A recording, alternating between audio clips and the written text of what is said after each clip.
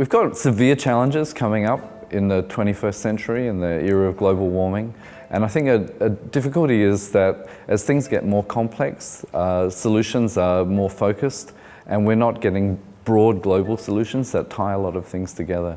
And that's where we're really interested in our architecture, pulling in ecology, climate, gardens, super density, and seeing how we can actually make solutions that bring all these things together rather than pulling them apart.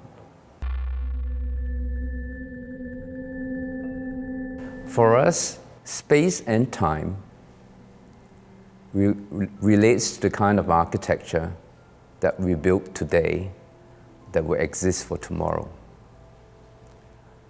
I think that architecture can be a lot more than just an infrastructure for humans to live in.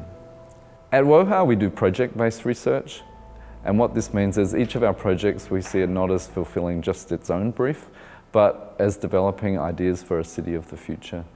And we realized as we design cities of the future, we needed different kind of components to build them from, components that would actually be self-sufficient or generating energy or suiting super dense communities. And once we had these components, we could start imagining a city that we built from these elements, and it would be a very different kind of city.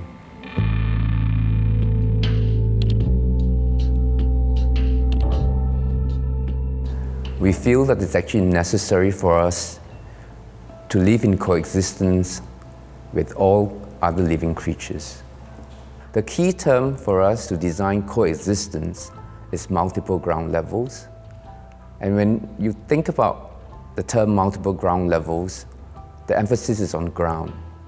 And when you have ground, you can actually have landscaping. So when we actually have elevated and multiple ground levels, we are creating sky gardens, sky parks, and vertical greenery. And this supports the coexistence of man and nature.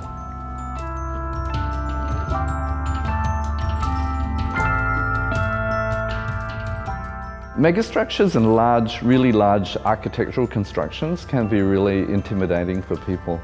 And when we were thinking about how these really large constructions could be something that people relate to, we started thinking about how people relate to really large objects in the natural environment, such as mountains and hills and valleys, and realized that people find those things really beautiful and as something that they want to explore.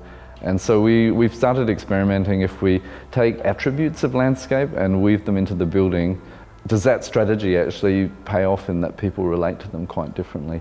And so we think topographic architecture is actually a strategy that's really necessary going forward into megastructures.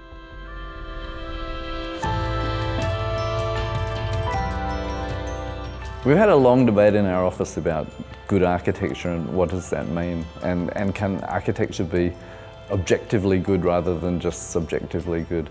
And we think the conclusion is that yes, there is a good architecture, and that's an architecture that is productive. It's not just consumption.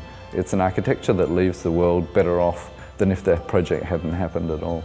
For architects, we build buildings, and the buildings last beyond the lifespan of an architect. I think this is important for us to leave behind buildings that actually serve the future generation.